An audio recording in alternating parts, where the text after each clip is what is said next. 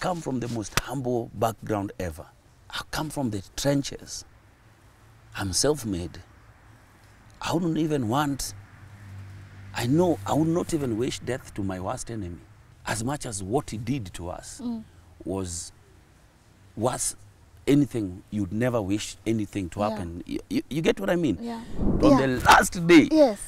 Tukaambiwa sasa wewe na Larry mumechukuliwa. Wow. Mumechukuliwa. God. Hivyo. How was that? The saddest thing, Yes. the same day is the day my dad passed on. Oh, when you got picked. Yes. Oh. And I've never gotten used to that. To date, I've never made peace with that. In this life, don't ever live by thinking of you yourself. It is what you did to your community, the difference you made in people's life. Yeah. You see, we're already doing it in our own way. Yes. But now politics gives you a much bolder voice. You become the custodian of a community. Yeah. You become a person people look up to. I'm not going to politics to enrich myself.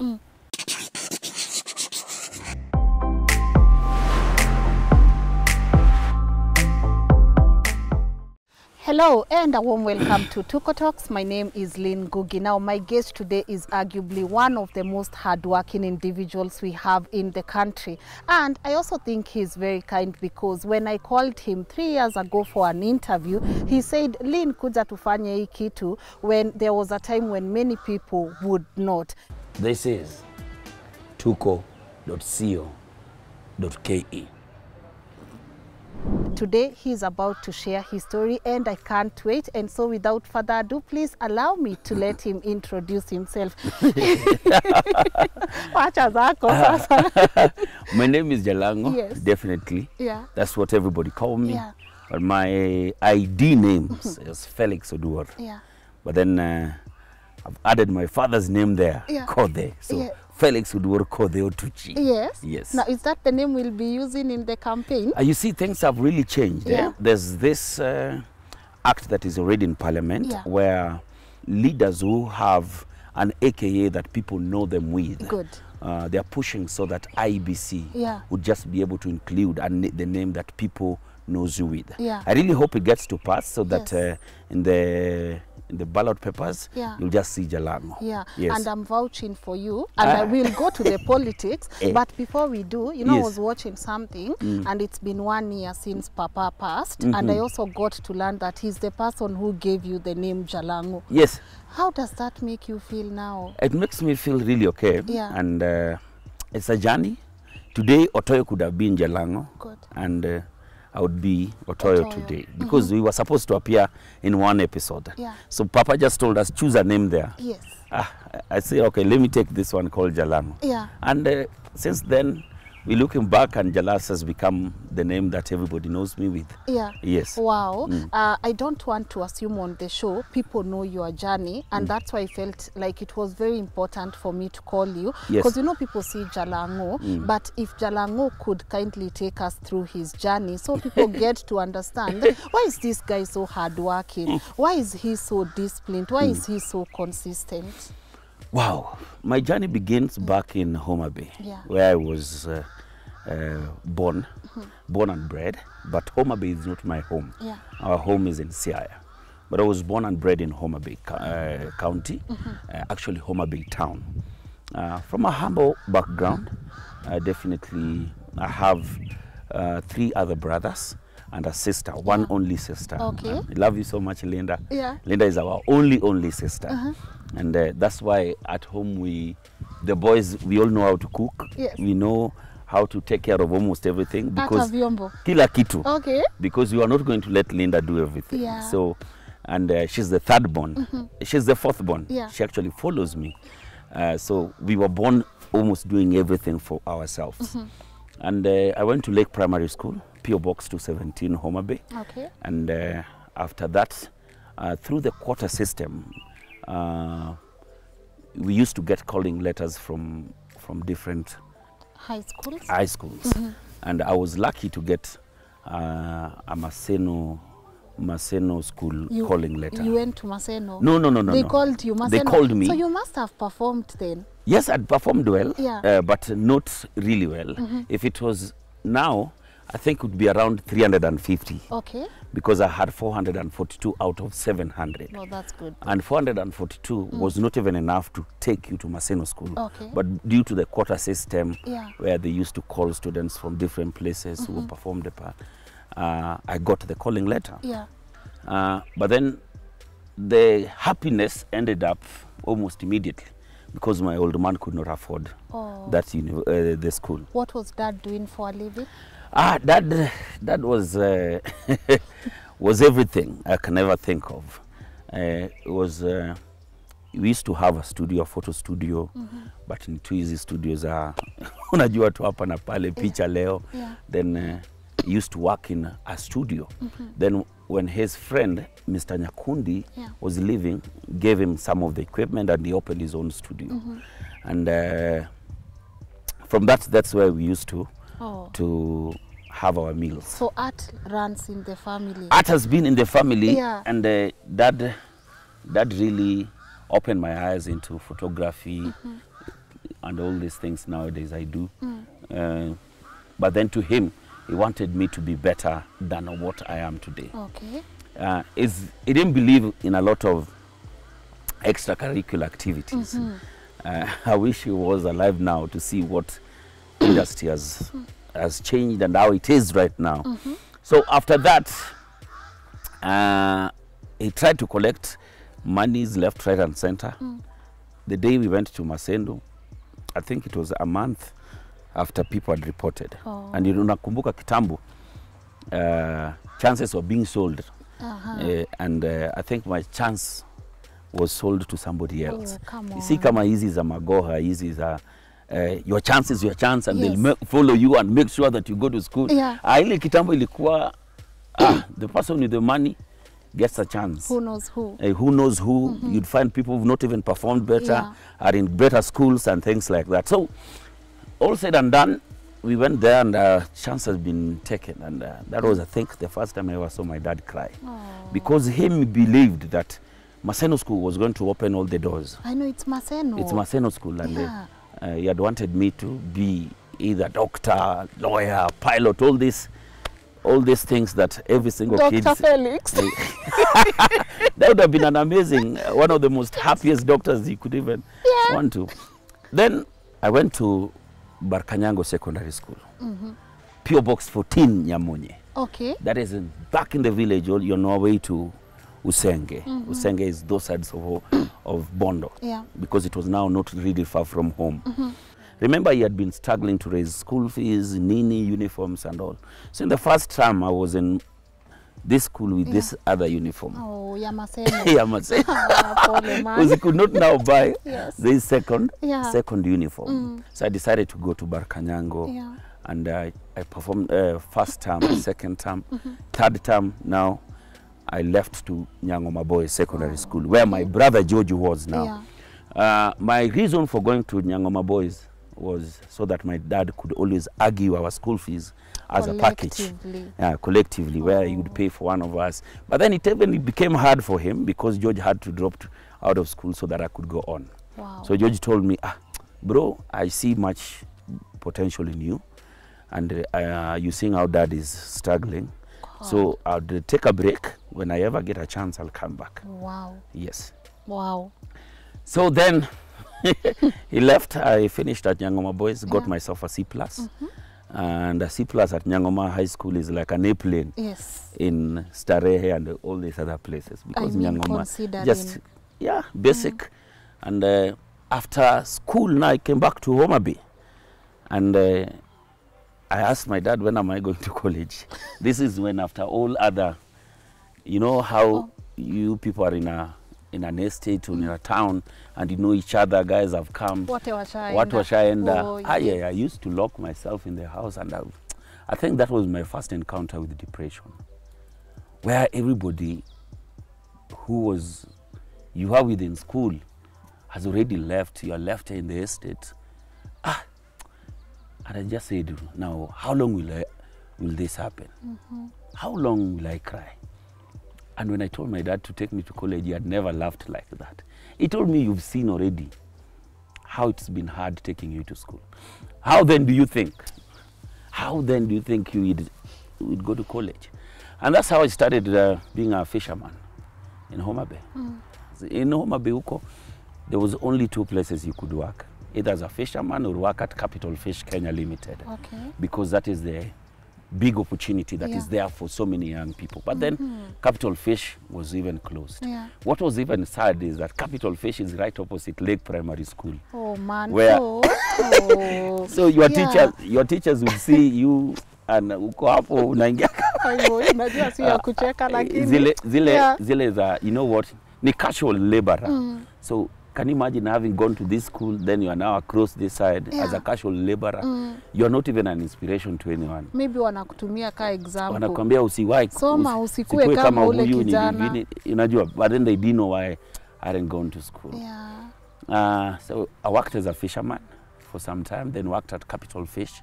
And as a fisherman is those late night casting of the net into the lake, pulling it in the morning. And then I got myself to Capital Fish where my brother Dan was working there. Okay. I was being paid 160 bob per day. Oh man.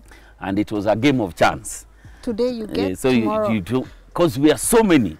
So you come at the gate, raise your ID. If they pick you, the better. And good. If they don't, so in a week you could go in like twice. You get your 320. Oh. You're okay, support mom kidogo kidogo hapa na pale. Yeah. This was again when Dad now told me, you can now go to college. Kai. And I asked him, all right, did you get money? No, he told me, you've always wanted to be a man. Take these 2 shirts, 2 trousers, and I think some 800 bob. Told me go to Nairobi. Had my few relatives here were waiting for me. So I went in with a couple of relatives. I've lived with relatives almost everywhere. God. Just trying to hustle. Yeah. And I came to live with my amazing uncle called Uncle Chieng now. Yeah.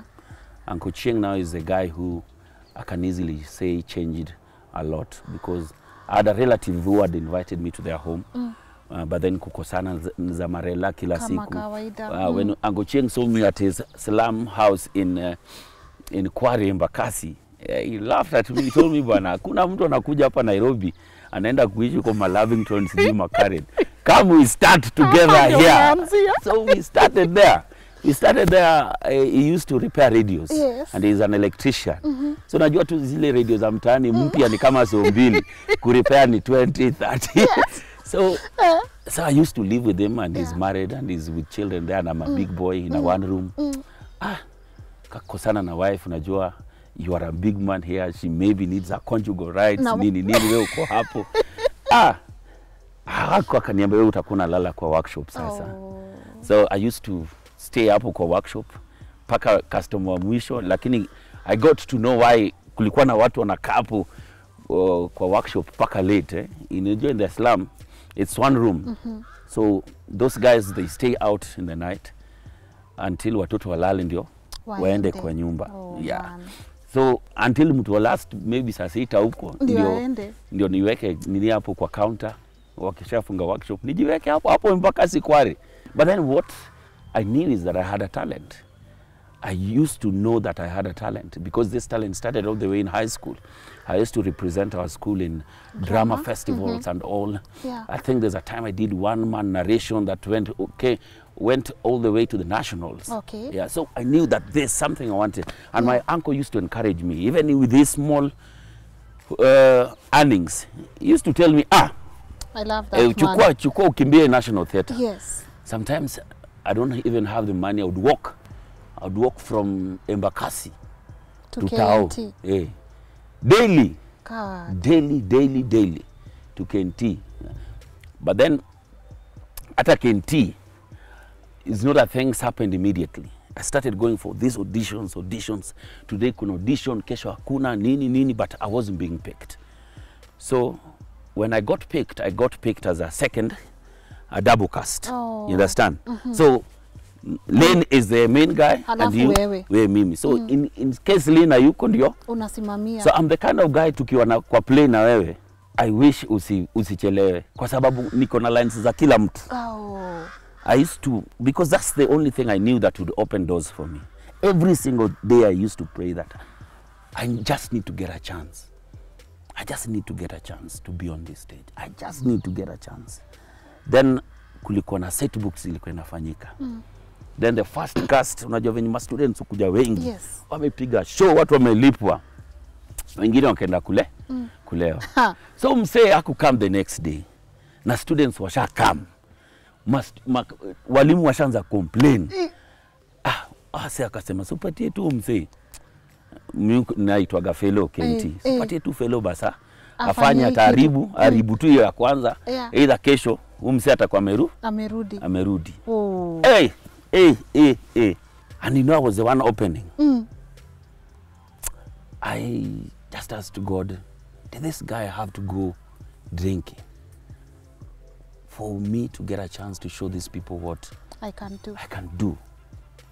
God's plans though. God, why did it take so long? Happily enough, it was a very, very sad opening. So even when I went on that stage, you know, it needed somebody to tear up, and I wasn't tearing up at it because what was the opening about? It's called Mwisho wa Kosa. Penzi watazamaji, karibuni sana kwa Mwisho wa Kosa. Ni riwaya iliyoandikwa naye Z Burwani na kuchapishwa na Longhorn Publishers. Na kwa idhini ya Longhorn kuna kilio naye bwana Jasper Okda. Huyo ni mkurugenzi wa kikundi maarufu Jicho 4 Productions. Kikundi kinachojishughulisha na uigizaji jukwani vitabu vya fasihi katika shule za upili nchini Kenya. Ili tujue ni mskayupi aliotenda kosa lipi na vipi na lini na kwa nini. Jiunge nasi toka hapa ufuoni mwa bahari. Meli yetu itakapotoa nanga kwa uhondo riboribo. Mwisho wa Kosa ni hadithi yake Monica.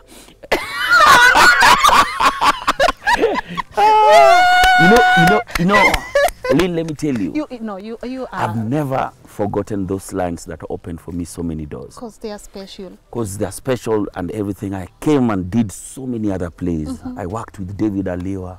I worked with Jasper Okda. I worked with Aliwa. Aliwa was one of the most amazing directors. Yes.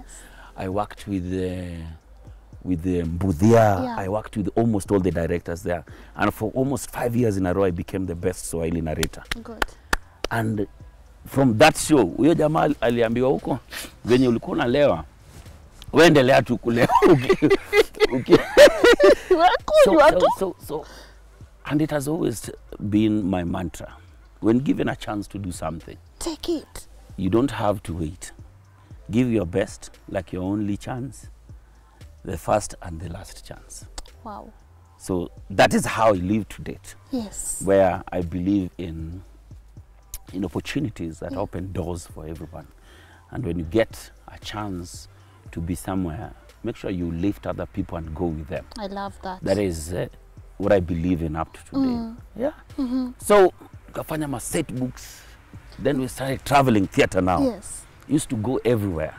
I don't think there's a corner in this country I've never been to. The best thing is I used to save so much. I used to save on all this traveling. Because that time we were being paid like 500 bob per book. And you'd do 2 books. So you'd have 1,000 bob. Yeah, good. You have 1,000 bob in Kakamega. What are you doing with it? What are you doing with it? Yes. Ugali na kuku peke yake ni 70. So I used to save a lot when I used to travel. Yeah. Then one day I came home with like 90 G's from the traveling theater. And I went to the house and I called my uncle and asked him, what do you want? What do you want? Yes. He told me, what do you mean, what do you want? I told him, twende tao. Tukaenda hapo nini? This is Ankochieng. Yeah, Ankochieng. Hapo karibu na Max Fries. Yeah. Tuingie tukule kuku kwanza. So the reason why I went to that same place is that I'd worked in that place kitambo as a chicken. You know, ile kuvalishwaga hii na kupiga nini kengele nje ya nini ukiambiwa say tipo. Ulikuwa kuku. Nilikuwa kuku hapo. So nikaona huyo mzee, kuna mzee amevaa uniform yangu ya kuku, sasa niende anapiga hiyo kengele. Nikamwambia bro, unaona pali huko? Mimi pia nishako hapo. Nikamwambia uchi tukule kuku. Tukakula kama nusu hivi, nikamwingiza hapo nini supermarket, Ukwala supermarket hapo. Nikampigia shopping nini ya nyumba, akaniambia, "Hiki chako kumbe inalipa." nikampiga kama 20,000 zingine. Wow. Then I told him, bro, thank you for everything, I'm leaving. Wow. I'm leaving. It was the beginning of me now starting to live alone because of a friend of mine called Charles Theuri. Charles Theuri had a play called Tit for Tat, and they were rehearsing in Mwiki. So kaniambia, we want you in this place, but we can't come to uko pali National Theatre for rehearsals. These are new actors na wanatoka ko PCA Mwiki. Can you come? And nikamwambia, is there a place I can stay? Akaniambia, you come and stay with me as I wait and check out if we'll find a place for you. Hapo tu nikaanza kuishi naye, tukafanya hiyo play, akanilipa, then I got a house next to him. Yes. Hapo Mwiki. So Mwiki was a good place because nyumba ilikuwa sonane. Mwiki phase 3 kwa Mariro. Mariro Park, wanajua? Wananijuaga huko. Kwa Mbudhia. Mbugua ndiye alikuwa anatukatia gas kuma wiki hapo nje ya mlango nini. It's how you remember everyone's name. Kwa Madhe. But then Mwiki became the best place for so many actors now. Peter Gadambo came there, Skoli Cheruto came there, Agengo who is now a superstar came there. So we Kevin Ogutu. Yes. So many guys. I told them come. There are cheap houses huku. Tao tu lakini bado ilikuwa inafungwa. But you can't afford the 1,000 sasa zingine. But then what really opened doors for us is when I left set books. And we started doing Luo plays, Kikuyu plays at the National Theatre, and Luya plays. Now people wanted to start feeling their own tribe, culture and everything. Hizo ndio sasa zilitufunguliaga njia sana. Lakini tulijaribu za Kiluya, Waluya wako kuja, Wakamba hawako kuja, Wakale hawako kuja. So the only things that thrived were Luo plays and Kikuyu plays. Kikuyu being done by Fanaka Arts. Eric Ndungu is now the MCA of Udhiru. He got a chance to be the member of parliament of Udhiru. And myself and Steve Ogana, we started putting out Luo plays through Culture Spill production. We became so big at the National Theatre, and we were making a lot of money then. Paka huko Mwiki nikahama kwa hiyo 1 room, nikachukua 2 room. Kuisha! 2 room. Nikaweka sofa hapo ndani bwana na TV ya Okuma.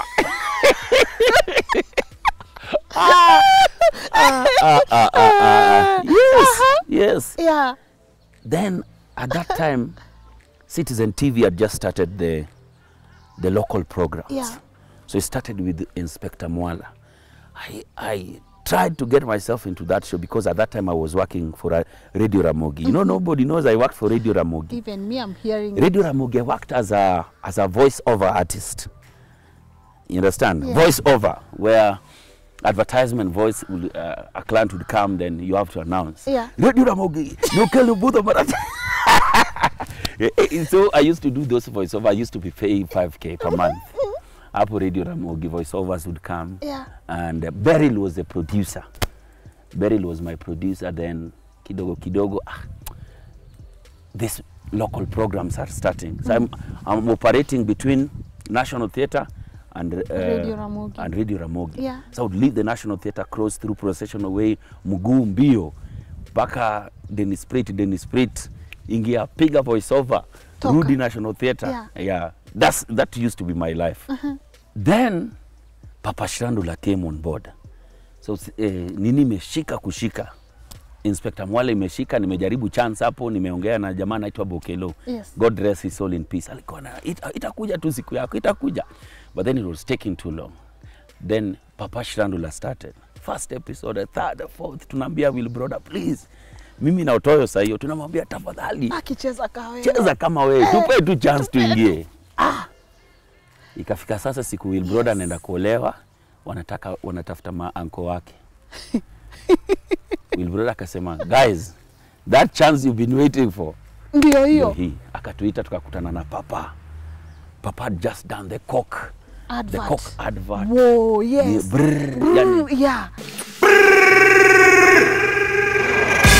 Papa was a household name.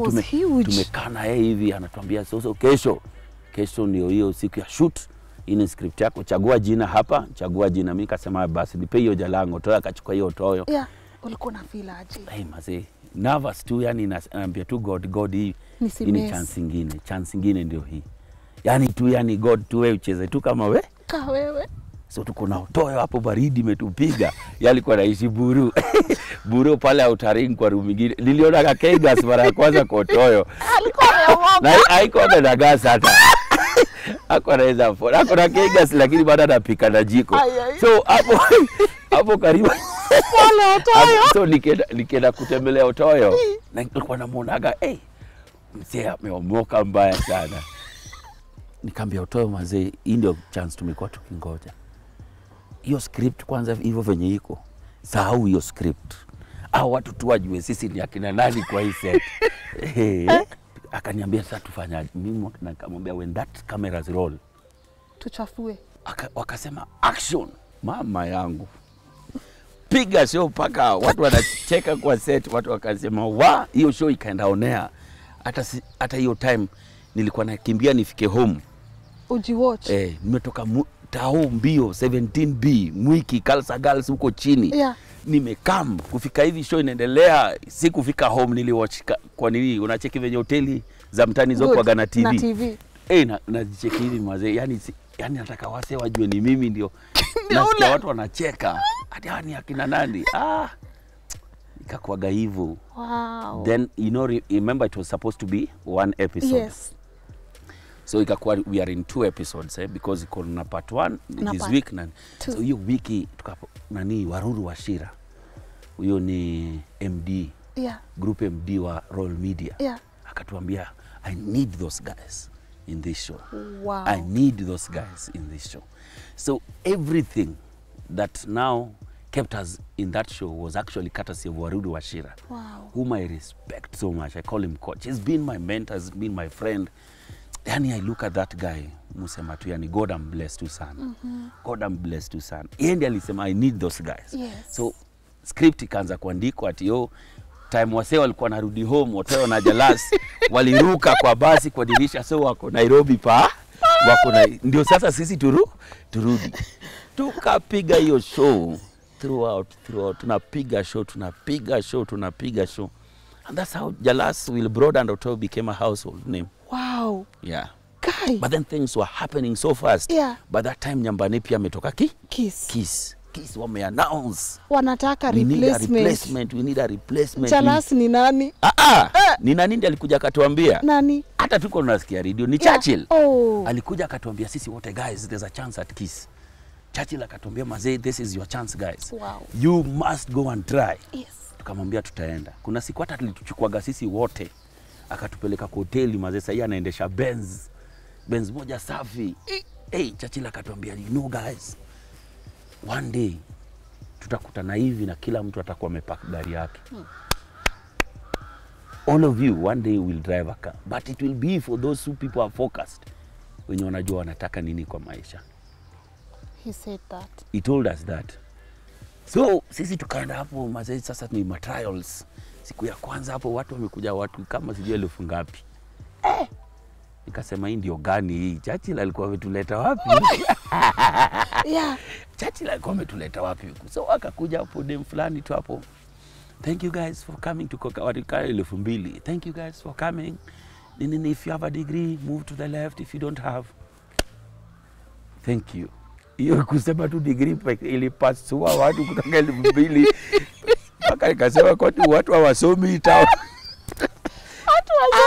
Sasa kumbuka mimi huko Nyang'oma sasa nilikuwa mwisho wangu. Good. So sina degree hata sijui inakaaje.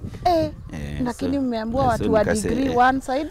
Mimi nani nikaingia huko right kwa watu wa degree. Na huyo dem akarudi akasema sasa if you have a degree in communication nini one side. If you have any other, thank you. Ukaenda huko kwa watu wa communication. Mimi huyo nikasema kwani nini tafanyika? Hawa sasa nataka kuona nini ufanyika huko kwa interview. Wacha nifike huko inuke. Sasa tumebaki sijui watu wangapi, 10 sijui. Nikafika nikamwambia yenyewe hizi vitu mmekuwa mkiuliza mimi si lakini mimi ndio mnatafuta. Mimi ndio mnatafuta na nishafika hapa na itafanyika. Hapa tulikuwa I like his confidence.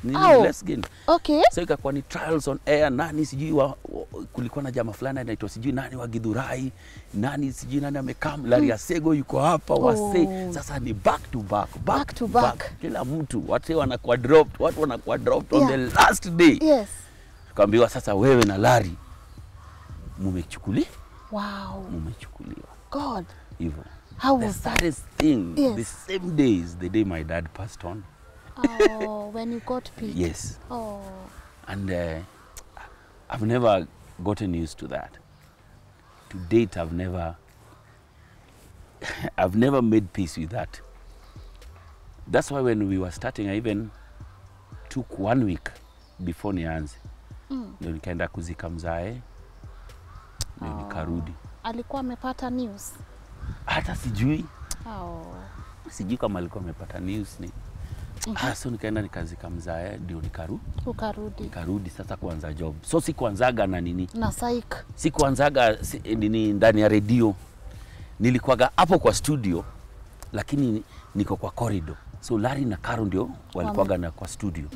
So they'll do things, then they'll say, and there's that guy. Let him give us the inside story. So niko hapo lakini napigiwa simu Asif. Niko mbali. Uko mbali. Ati Jalang'o, what have you seen? Uko sijui wapi, nani sijui ameiva underwear. Nilikuwa tunapatiana stories funny. Mtu sijui amefanya nini, sijui bibi ya nani ametoroka, nini.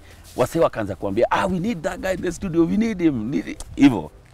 Then one day Caroline akaniambia now ingia studio. So ilikuwa gani Larry, Caroline na Jalas. Caroline, Larry na Jalas. Caroline, Larry na Jalas. We did that.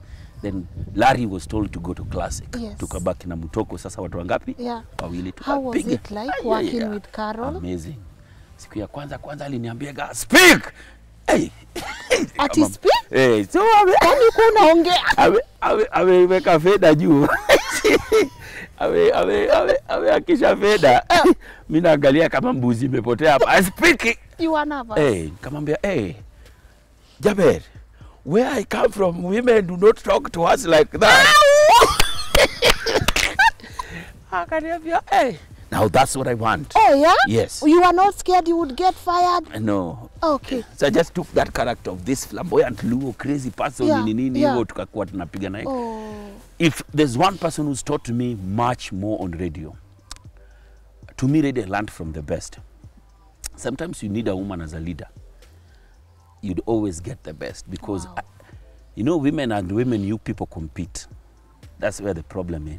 Man and man, it's ego versus ego. And Caroline decided, you know what, I'm going to make this guy be one of the best radio presenters. Wow. So each and every single day I learned a lot, time keeping, discipline, hiyo kutofika, unajua one of the biggest problem in our entertainment industry. Mumefika. Ni hiyo kufika. Caroline told me the day utajifanya hapo umefika, that will be the end of you. Because in our job, you are good just as your last show. People come in every single day. People come in. People who are funnier, better. There are people who we've seen their careers just come to an end. They come fine because of just one thing. Discipline na kufika zingine haziko. Iyo too, that is one thing. So humility all the way. Just do your thing. You understand? Nobody is coming out of this life alive. You understand? So just make sure that the time God has given you here, the number one thing is humility. Making a difference, changing people's lives and just doing. So tukapiga show na Karo nini. Karo akakuwa sasa anataka kutoka. Anataka kutoka radio, najiuliza, itakuwaje? Huyu ndio mtu wangu. Nitafanyaje tena? Kafika sasa time nimeambiwa you will have to go to Radio Jambo. I was actually supposed to go to Radio Jambo. But at that time Radio Maisha was already talking to me. I said, let me go and try my luck somewhere else. So kufika huko nika team up na Esther Ingolo. Not even Alex Mwakideu. Esther Ingolo. Yeah. But then Esther Ingolo akakuwa hapo kidogo nini. But then she was also leaving now to go to work for the county of Mombasa. Okay. Hapo ndio Alex Mwakideu akaingia. Oh, the dream team. So Alex akaniambia, listen, hapa mimi nataka tu tufanye kazi. Nikamwambia, kama unataka mtu wa kufanya kazi, I'm that guy. Tulipiga show under the leadership of Tom Japani. He created an amazing group. Yeah. And I saw radio in a different way, started talking to different people. You guys created magic together. Magic. Created an amazing show all the way to #1. Yes. The #1 morning show became Alex and Jalas. Yes. But then Jalas ni nani? Chokora. Yeah. Tena unaenda wapi? Nikamwambia basi niongezeni do mimi. Hatuwezi kuwa tunatengeneza hii do yote. Na mshahara ni ile. Chezeni kama nyinyi. Yeah. Atio tunatanga. Tom Japani really tried to let me stay at Radio Maisha. He did everything he could. Yeah. By that time, Fred Afune, boss himself, uko Hot 96. Akacheza kaya. Alikuwa shaleta karatasi fulani hivi naona hivi nachanganyikiwa, anasema haya. Mimi hata sitaki hata mtu aniongeleshe hii town. Mtu hata sijaribu kuniongelesha. And I told Japani, I'm leaving. And I was told, you can't leave just like that. You have a contract, nini. Fred Afune ni nani? Shika check, peleka huko. Akakuclear. Yeah. Shikeni, this is what I owe you. Yes. Nikatoka, then we went and met with Jeff and Jalas on Hot 96. Jeff. Everybody thought that it won't work. Yes. But then it became the best show. The best show. Why do you think people thought it wouldn't work? Because you guys are so different. So one thing, I went and accepted that Jeff is this guy who's raised up well, I'm from the village. Yeah. So I just went and became humble and started telling Jeff stories that he thought were movies. So I used to tell Jeff vitu ya nasikia na yeye pia akisema vitu zake nasema movies. So the difference in our life just created magic. Yeah. When we used to share our stories, we created something called Story a Day. Yes. In the morning. Yeah. Guys used to wait for that moment because it was just the authenticity. Jeff will tell me, everything that he's saying is like my dream is already a reality to him. I was in the United States. I was like, okay. I went to the Niger Delta and confronted Boko Haram. Yes. I've met them. Yeah. You need to read it in my... Hey, I said, what? So mimi namwambia, listen, Jeff, in Homa Bay. Jeff anaona huyu kichwa yake mbaya. Yeah. So we worked with Jeff for 2 years. Yes. 2 years. Then Aleki told me, bro, do you think we can ever work together again? Kumbe at that time, huyu Nyang'au has already resigned from Maisha is going to Milele. Yes. Akaniambia, bro, me I have an offer for you. Kuja twende. Nikamwambia, bro, working with you any day. I love working with Jeff, but you're my brother and I love working with you. Yes. Hey. Nikambiaga Afune, I'm leaving. Oh. Come on, what? Kamambia, I'm leaving. It broke his heart. I don't think he's ever forgiven me. I don't think he has ever forgiven me. There are people saying that tulikosana na Jeff. Yeah, by then there were those rumors. No. Yeah. What people were cutting was a skit we were doing in the show. Mutu akasema, this is the reason why Jalas left. Jeff is my best friend. Even right now, we call each other. I go to his house, comes to my place. We have whiskey. We have whiskey. Whiskey. And on the rocks, I need you to come home on Sunday. Yes. I have barbecue. And I have this meat that I've specifically picked for you. From Nanyuki, from the ranch. It is soft and tender. Na kwako akikuja. Anyway, kwangu pia saizi akikuja ni hivyo. Sawa, amen. Ni hivyo tu. But you know how Jeff makes things look out of the world. I know. Got me some watch. Yeah. AP Odo Mapige. I think almost 3 million is spent on a gift for me on my birthday. What? Just a watch, one of my best watches. Are you for real? Yes. Unajua mimi sijui title niende nayo Jeff, Me, spent 3 million. I'm telling you, amazing. AP on my birthday. Wow. He had to travel to the United States during our show. Told me, I've got you the Royal Oak. Hey. Kwenda kuangalia bei ya hii saa. Nikamwambia simgeleta tu jamani. Ungeleta pesa. Yes. So nikapiga nini nika move na Leki. Wow. Tukaenda huko milele. Piga kazi. It was just tuliingiana tu immediately. It was Alex na Jalas anytime. Tukapush. Yeah. Then Corona happened. Yeah. Guys were being first they asked us to take a pay cut. Yes. Now this is actually the reason why everybody didn't know why I left. Yeah. They first gave us a pay cut and I accepted the 50,000 and 50% pay cut because we said, okay, Corona has happened. As a matter of fact, our show Corona didn't affect because we were even making more money that time than any other. But you see, it is never your show. It is, you can tell me that Tuko is doing well, but because of your show, Lynn. Yeah. But there are everyone there. Yeah, we have so many people. Tuko is it's an umbrella. Is an umbrella carrying so many people that your show is part of. Yes. So if there's a pay cut, it's not about your show. Tunakula si wote. Hapo tukavurutana nini. Mimi nikasema, you know what? I'm leaving.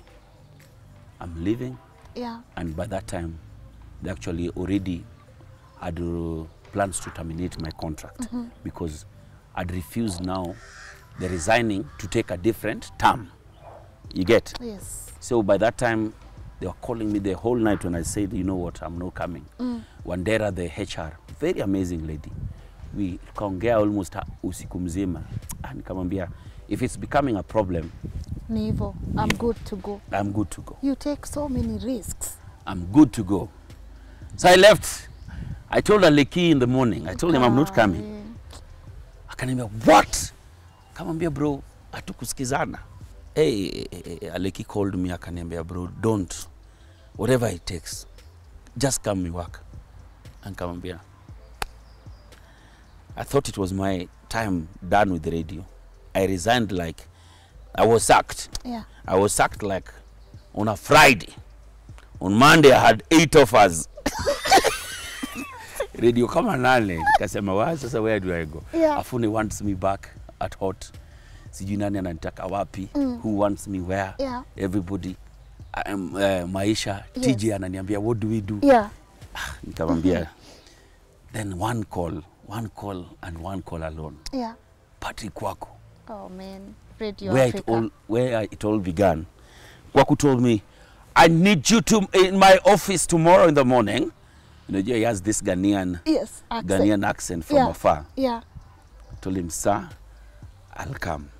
I got there and they already had a contract for me. This is it? Yeah. Are you signing it or not? He told me, he didn't give me an option of, are you signing? This is your contract. You'll start working. That time Kibi had left. Yeah. Yeah. Yeah. Yeah. Kibi had left, but then I'd also started Jalang'o TV. Yeah, which was really doing well. Yeah, I'd started Jalang'o TV and all these things. Yeah. And so that was also another bone of contention. Yes. Because you can't start your own Tuko and work with Tuko. Yes. So I told them, listen, 2 things. I have my gig running. So please, if you can allow me to do my stuff, then we are good to go. He told me that this is home. Do whatever you want to do. Wow. Provided you're here every day in the morning. And you're giving us good content. Hapo ndio sasa watu wakaanza kunipiga. Jalas na Kamene, itaingiaje, nini, hatawezana. People did not know this is why it all began. Yeah. I told guys, just watch. The other day we celebrated 1 year together. Revenue has tripled. Yeah. The numbers are looking good. Yeah. And you are happy. I don't think, I think I'm done with the radio now. Unaenda wapi? No. Oh. Mimi, I don't think I can go anywhere. Working at Keys is the best thing. That's home for you. Because that is home. I work with the best boss, the best. And nafanya kazi na dem rembo. Yeah. Can you imagine kuamka kila siku asubuhi na unawaka na Lynn hapa?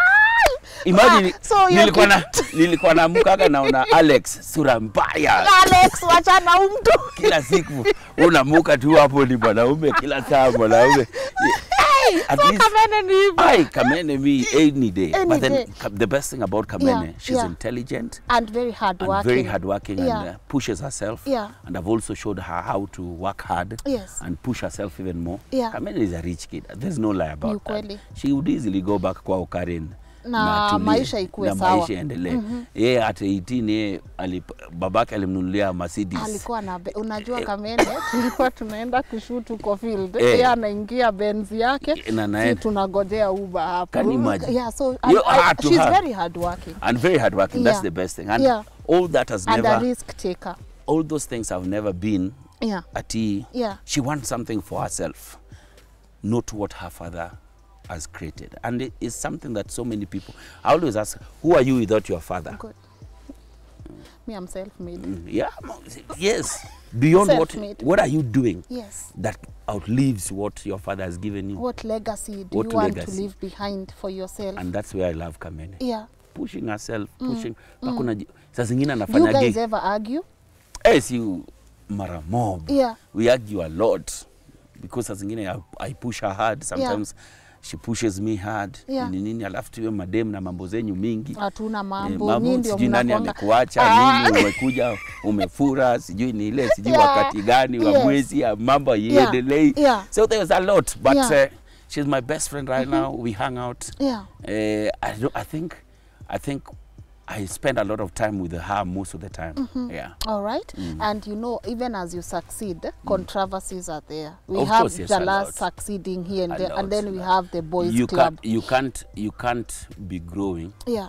And think of not ever think, because as you grow sometimes maybe you drop guard. Yeah. And you're caught off guard. Yeah. And there's nothing you can do about it. Because say a controversy like Boys Club, which was not even a controversy. There are things people blew out of proportion. Paka sisi tulikuwa tunaangalia hivi na say, hey, kumbe script writers tuko now. Hii ni sisi watu wanatuongelea hivi. Si ni nyinyi Boys Club. Nikasema what happened Yeah. You know when Corona happened? Yeah. I asked my guys. Now, in my office, I run a company called Arena Media. Yeah. And we had to close down. Yeah. Because we are an events, BTL and ATL, above the line marketing agency. Yeah. Heavily in events, promotion, roadshows and all. So when Corona happened, everybody had to go home. Then I asked my guys, so we shall just sit here and wait for things that we don't. That's how Jalang'o TV actually started. So when Jalang'o TV started, it's actually my boys who we used to hang out with most of the time. Then 2 of them are not married. Yes. All right? Yeah. And these are people who we have grown up with throughout. Together. Everything, investment, nini, hustle. We are like family. Yeah. You understand? That's why even after everything, we are still just friends. And you see us everywhere together, still. You understand? Yeah. If we knew that what we had done was wrong, kuna wenye wangesema, you know what, and talk and nini. But we know each other. So we were having a conversation in our WhatsApp group. Hey, like WhatsApp, one of them said, hey, maze, nyinyi watu mmeoa afadhali maze. You guys go back to your wives or to your children. Yeah. Maze sisi, yani hauna mtu, corona imefunga, you go home. Actually, the people who got even more depressed during this time of the lockdown huko, ni mtu alikuwa anaenda home, anakaa peke yake. You can't go out, you can't do. So, mtu akasema kwa group, nasi unini, upigie Lynn. Yeah. Mwingine akasema lakini Lynn alikuwa demu wako. Yeah. So watu wakafikiria kazi yetu ni kurotate madem. Imagine. Yeah. Unajua? Imagine we didn't even know what to say. You hawezi jitetea, hawezi fanya nini. Iko tu hapo ndio, because you can't say anything. Yeah. And that's how Boys Club happened. It was a very low moment because I couldn't face people who look up to me, people who could not understand. I had clients dropping off. You understand? We've just started doing this amazing Last TV. We got 2 sponsors. Nini? Washa drop. Mimi nikamwambia say, let them drop now. But they'll come back. We will make sure that we work hard. Disapprove people. One day maybe people will actually know what happened. Social media can make you kill yourself. Would easily make you kill yourself. You understand? And I've seen it destroy so many people. And at some point, it is a good and a bad thing. Because to date, I can never tell somebody who did not understand what was happening in the WhatsApp group. You can never try People to even put out videos that we don't even know. Si za ukweli? Hakuna hata no one, totally no one. There's a video of this guy who looked like one of our friends. Yeah, so we also learned that was not him. That was not even him. But people picked up and say, you know what? This is this guy. Tukawekwa kila pahali. Look at the boys club. Nini. Hey, mazeni kasema, wa? How did your wife take it? You see, my wife knows all my friends and she knows the truth. And she has access to my phone. I told her, listen. Your wife has access to your phone? What is there for me to hide? You understand? Yes. Even my manager there, Lisa, who posts stuff, she has my phone, she has everything. Kamambia, this is what is happening. Actually, we had a party late at home. And she was the one laughing at it. Nyinyi watu. Hata natuitaga boys club wanakuja home lady. Because her, she knows the truth. But it is so hard to try and explain it to people what was happening. When it has already happened. So I just said, you know what? I really wish people knew the truth. Because it affected some of us really bad. Families, nini. Because now you see, huni Jalas yule, amefungwa ile Jalas TV. This is a chance to hit him hard. So even close friends now start sending things, nini, people who you trusted with some of your secrets. Wanatuma receipts. Kila mtu tu, yani sasa kila mtu tu anaamua, you know what? Yeah. Did it give you a different perspective on friendships and the people you should trust? My friends are my friends. Yeah. They stood with me. Yeah. The clans who stood with me and told me, listen, this thing is bad, whatever everybody's saying, but we are not living. We are here because we know the person we are dealing with. We know we are dealing with a righteous person, an upright person, a person who knows what he wants in life, and we trust your brand. This is a wave, we've been here, and it will come to pass. Yeah, I don't want to dwell on this part, but we understand the whole of this came out from Edgar Obare's page. Yes. How are you guys right now with Edgar? Do you even talk? No, really, I've never talked to him. What do you There's feel even about a time him? he said I threatened to kill him. Yeah. Really, I have so much to lose than follow Edgar, my guy. You understand? It's so sad that all that people started saying that I'm planning to kill Edgar. What? Really? Do you know where I come from? I come from the most humble background ever. I come from the trenches. I'm self-made. I wouldn't even want, I know I would not even wish death to my worst enemy. As much as what he did to us was anything you'd never wish anything to happen. You get what I mean? Yeah. I tried reaching out to him, tell him, come on Jalas TV, we sit. There's even, during his birthday, I wished him a happy birthday. Oh. Yeah. I even wished him a happy birthday. I don't have issues with Edgar. He's doing his thing. Do you support what he does? Really, how I wish he would reach out to somebody and tell them that I have this issue here. You get what I mean? What do you think of it? You understand? He never reached out. He didn't know what was happening, but it was his chance also to shine. Okay. Because definitely after our story, his page blew up to numbers that I don't think he even expected that would ever work for him. Definitely, if you talk about Jalang'o, then you'll get the numbers. You'll get the number. You'll get the number. If you talk about Jalang'o, you'll get the number. But then I don't have any bad blood with him. Yeah. What he does is being done all over the world. You understand? TMZ and all have all these things. But I really wish, and this is actually something I would easily wish somebody to say. It is even hard for people to go out.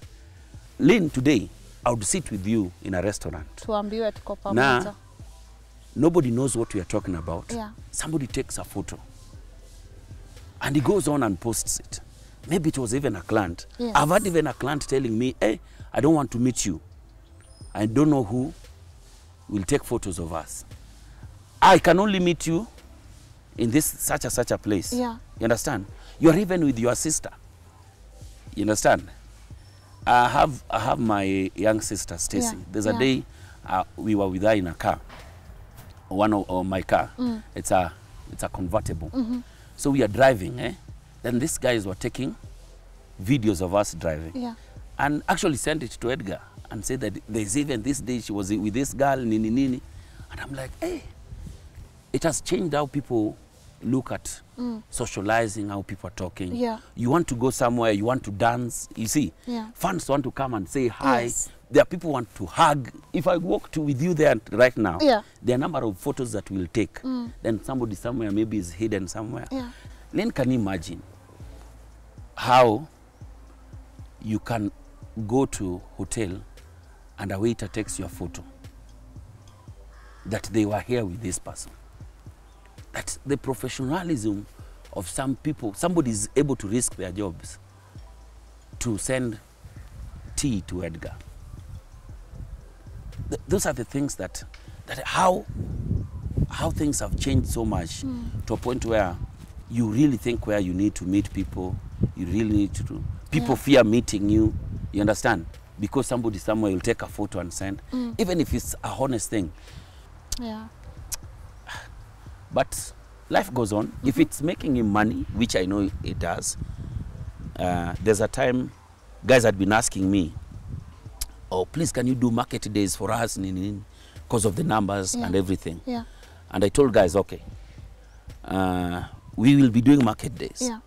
Guys, when I told, you're taking Edgar's idea and all we did was to support people because the numbers are there.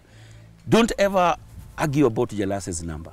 I don't promote anything. You have the numbers. I work hard to build organic following. Yes. I don't boost or buy views or anything. I need people who follow me. Most of them are genuine. Yeah. You understand? Yeah. So guys, and just like that, I've never done it. If you see my page, anytime we do, these are clients that now. Yeah. And guys are all over my DM Yes. asking, please, how much do you charge? How much do you charge? I just let it go. Yeah. All right. There's a very important aspect and why I thought it wise to call you on this show. You are going into politics. Yes. And you know, I was like, when I first heard Jalas, anaenda kukua MP Langata, I'm like, okay. Then I go way back. You said this even in 2018. I'm taking community development studies at Daystar. All of you ask me, why did you take communication? That's the biggest part of it. Because my next move is to be the MP of Langata. Yes, I said it. You have been preparing for this journey of going into politics. You even got your own degree. Yes. Why politics? It is not why politics. Yes. I work a lot with community. And that's why even at college, at campus, I graduated with community, Yes. Community development. In Yeah. community development, Yeah. I've always wanted to see how can we give back to the community? How can we empower people? How can we make a difference in this life? Don't ever live by thinking of you yourself. It is what you did to your community, the difference you made in people's life. Yeah. You see, we're already doing it in our own way. Yes. But now politics gives you a much bolder voice. You become the custodian of a community. Yeah. You become a person people look up to. I'm not going to politics to enrich myself.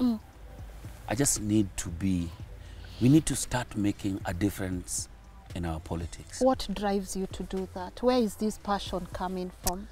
I see the life and the potential the young people have and what they are able to do. Yeah. And people whose dreams have failed Yeah. by the road. Yeah. And people who just didn't achieve their dreams just because they didn't have the right people in the right positions Yes. to help them. It hurts me so much. I just want to make sure that I give back to this country that has given me much more. I just want to be the leader that people say that saying, we are happy you elected this person. Yeah. I want people to live to their potential. I want my constituents Yeah. to look at me as a beacon of hope, as a reason to live. Yeah. I need them to just see, you know what, Hope. there's a difference. Yeah. There's good leadership, there's hope. There's a lot that we can achieve. Why Langata? Langata is home, man. Langata is home. Yeah. And Langata is a place I hold so dear in my heart. when we used to live with Aliwa Yes. in the slums, Apo Southland, I saw the life of people in Langata. And I said, one day, I'll ever get a chance to change the lives of these people. You know, nobody knows I lived in those slums in Langata, Apo Southlands, with my boss Aliwa. Because during those rehearsals, that is where we used to call home. David Aliwa lived in Southlands, and that is where a lot of these things started, my love for Langata. Yes. Everybody I know lives in Langata. Langata is home, is one of the homes of our people when we get to Nairobi. When you get to, unatoka huko Oshago unakuja ni Kibera. So Kibera is an extension of Langata. Yeah. We just need to make a difference and create Yeah. hope and good leadership. Yeah. Yes. There are people who will ask, we've had this before. We have people in the Yes, public yes, eye. yes. They want to go and then they become politicians and they totally even forget the people Where who they put come the, from. I've what's seen that. your X factor? That one I've been told so many times. Yeah. But Lynn, you know me. If I told you I help people out here, I know for sure. I'm not going to politics Yeah. to do something I've not been doing. It is something I've been doing again and again. If it's school fees, if it is homes, building for people, if it's churches, if it's, just go check. Yes. The last builds a check I know, here. yes. The last builds, these widows are home. Yeah. The last does this. The last pays school fees. Yeah. You understand? So it's not something new. I just need a much bolder voice, much louder voice, because politics in our country gives you that. Yeah. Yes. Do you think Dad is proud? My dad, if he was alive today, Yeah. if my dad was alive today, angekuwa mzee fulani huko Shagwa anasumbua watu Vibaya sana. na Ford Ranger fulani, Ford Ranger KDD. Yeah. Nimebeba mang'ombe huko ndani. You'll be so proud. Yeah. Because I think Mom is very proud. Because one of the few things that my dad told me in a letter before he died was to build my mama home. And you did that. And take my siblings to school. Yeah. So when it was all done, I got my mama house. And Dad is proud. Are you proud of yourself? If I said I'm proud of myself, Yeah. that would be an understatement. I'm elated. Oh, precious, you see. I'm elated. Yes. I like words to say, to show what hard work has been able to do. Yeah. And I've always wanted so many young people to see what hard work is. It is not easy.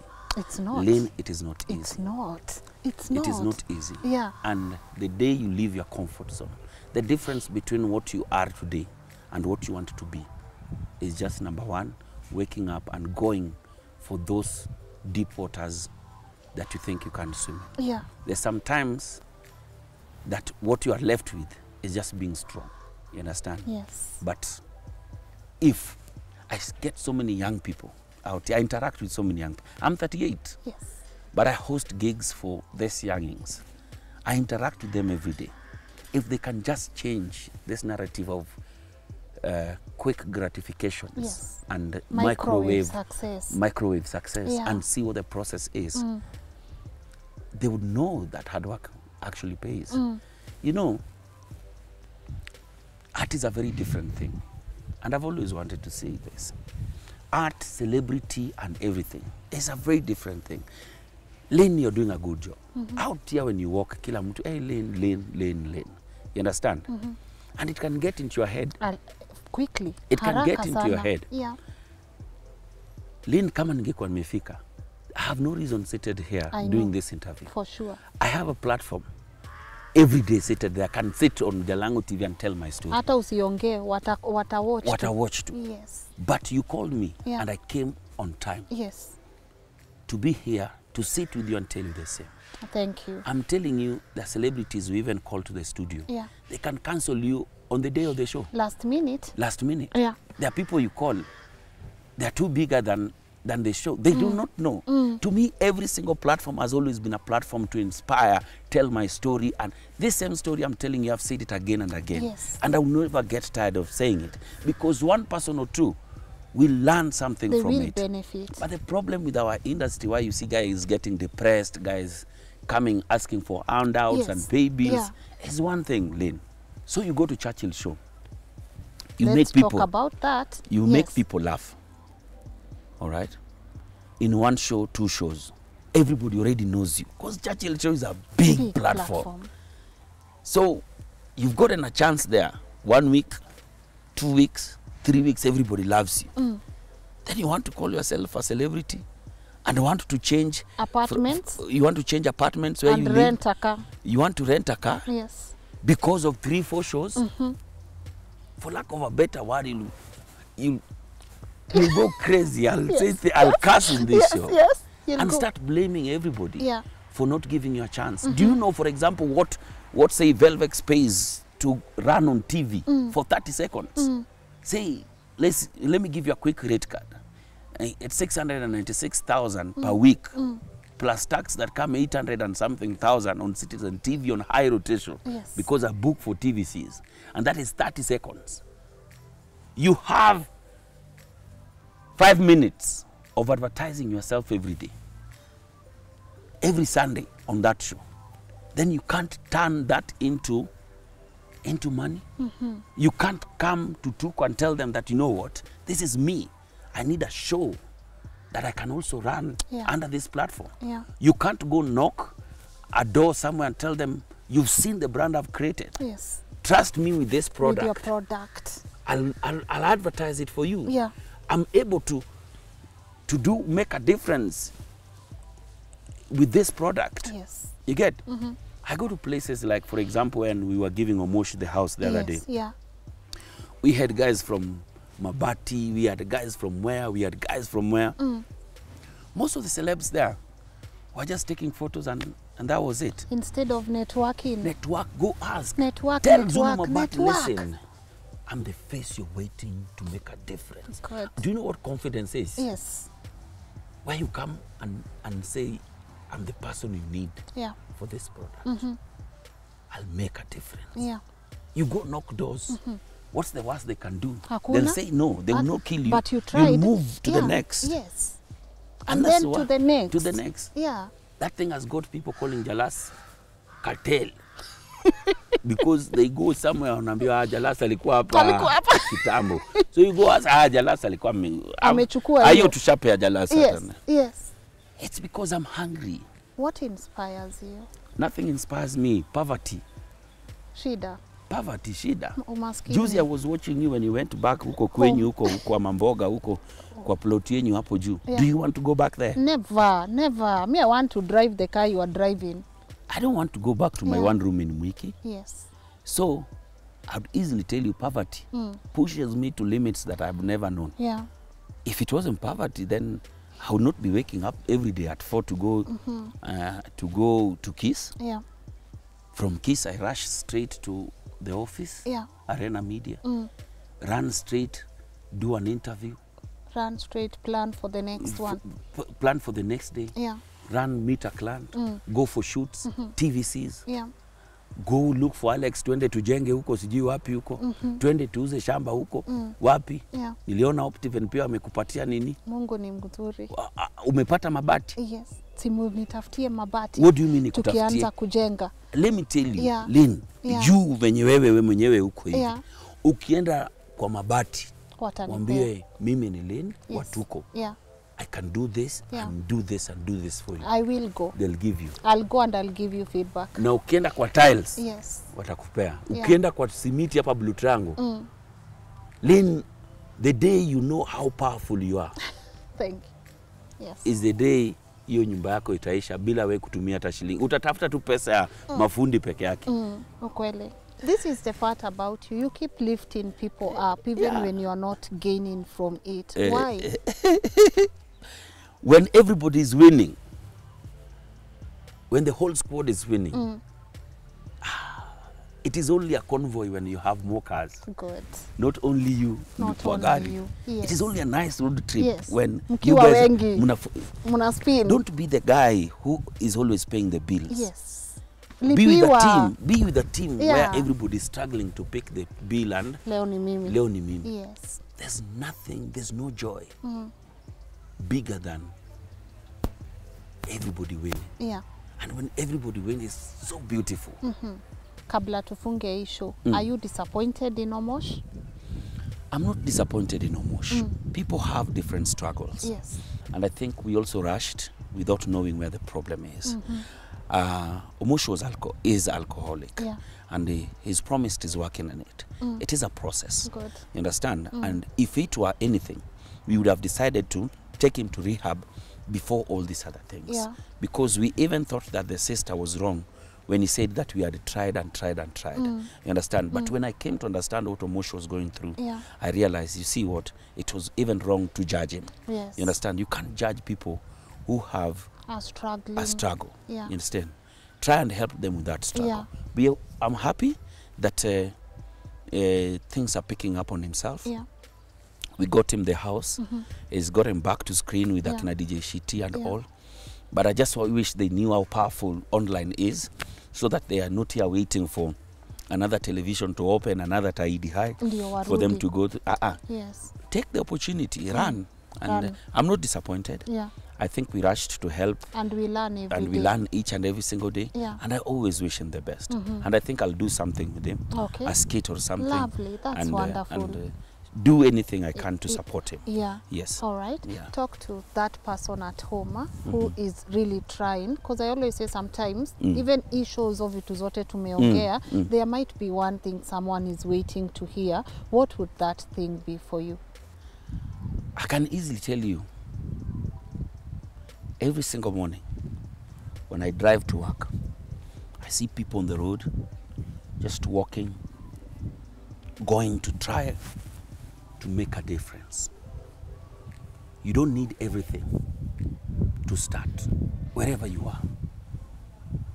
Lynn, sikuwa nafikiria mimi tulikuwa nasimama mbele ya Kenchik nikipiga kengele nimevaa nguo ya kuku. Naweza fungua Kenchik yangu nikitaka sai. It took one thing. There's nothing that will ever replace hard work. There's nothing that will ever replace hard work. Yeah. You can choose the easy way, it will come down crumbling. You might want to say, sijui work smart or anything, hata hiyo hakuna. But go out there and put your hard work foot on the gear. On the gear. I meet so many young people telling me, Jalas, I'm trying, I want to. Don't stop trying. Don't stop trying. Yes. Don't give up, don't lose focus. I didn't, that's why we are here having this conversation. Yeah. And if anything else, there's a proven way to be poor. Just go get money, buy a bigger mattress. Hiyo yako yenye uko nayo labda haikutoshi. Alafu nunue duve ngapi? 2. Tandika duve moja juu na ingine ufunike. Either sleep and enjoy your dream, or wake up and chase it. And chase the dream. If you can't beat them, arrange to have them beaten. Arrange to have them beaten. Yes. Yes. You can't join them. You can't. Because maybe you are joining losers. Yes. You wake up and chase. The one thing is just to wake up. To wake up. That's I love listening to you. And for me personally, I would love to give you your flowers when you are still alive. Because you know now everyone says, Lynn, unaenda kwa comment, Lynn, good job. But people don't know. When I was starting, it was hard to even have people say yes to an interview. And I called you and I'm like, Jalas, I want to interview you on this and this. And you said yes. And me, I thought you were going to say no. So I was not even sure when I was approaching you. And you have like, the day I sat down with you and you were giving us some tips on, you know, tips of success, I keep rewatching that video ever and ever. So even right now when everyone knows who I am, I want to say thank you for trusting me and my dream. No problem. Even before I knew myself what I wanted. So shukran sana and thank you so much for coming. Asante. Yeah. And keep pushing. Yes. And next week you are coming to Jalang'o TV. Aya, tuko Jalang'o TV. Lazima Siku ukuje. gani? Lazima ukuje. You know you tell people stories. Yes. And you've never told people your stories.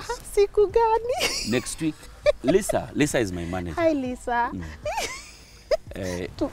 Next week on Wednesday. Okay. A time like this. A time like this. We will make a poster. Waniombe. Nipate nguvu. Kuja. Jalas TV is interesting. No, and you know, as we go live. Mimi nakuja na director wangu Edwin Ochieng atanisaidia sana. No problem. Tutakuwa tu hapo. We say a very beautiful Wednesday afternoon. This is Jalang'o TV and we are with the beautiful Lynn. Yes. Sanitize. Watu wangu hatuko, tuonane huko. Please come so that I can also give you as flowers. Yes. I would really appreciate for people to understand where you started. I remember a young girl walking at the National Theatre asking people not to be believing in you. Yeah. But I told you, let's do it. Let's do it. From those days, and you see, I like that you've never forgotten that even when the platform is bigger, you've again given me the honor to come here and talk. That is huge for me. No, it's huge for me too. Basi iko huge kwetu si wote. Asante sana. Asante sana. Thank you. May God bless you and may He give you good health. There's a friend of mine I really need you to sit with so that you will nani? understand him. Shafi Weru. Shafi Weru. I really need you to talk to Shafi. Shafi atainiongelesha. Mimi nataka uongeleshe. I really need you to make peace with Shafi. Okay. It'll be something big. Yes. You know, people fail. Yeah. People make mistakes. Yeah. People own up to their mistakes. And people, I'd really want Shafi to tell you his side of story. Okay, I'm willing to listen. I wish he comes and sit here. It will be the biggest show you've ever done. It's all right. Yeah. Shafi and Lynn pamoja. Itakuwa poa. I'm looking forward. Tunaweza ongea paka kesho. Si uniletee Velvex sasa tungeze. Inafaa. I'll make sure. Tell them I have the biggest show. Yes. Unaona. And you have to continuously say you're the biggest. Yes. I believe in. No, I'm not settling for number 2. You've taught me something. You've never ever. Me, even when I'm starting anywhere, this is the biggest. This is the number 1. Yes. Wewe sema uko yako ni big, yangu pia mimi nitasema ni big. Ni ukweli. Yes. Can I close down? Yes. Watu wa Langata, let me talk to my constituents. No, talk to you. Talk to them. Talk to them. Watu wa Langata, it is clear that I'm coming to vie and humbly request for your votes to be your next member of parliament. We want to create a different kind of leadership. We want to create a community-based leadership. From what I learned in campus, when people thought, why is Jalang'o doing community development, yet it can go do what everybody does at Daystar, communication and all.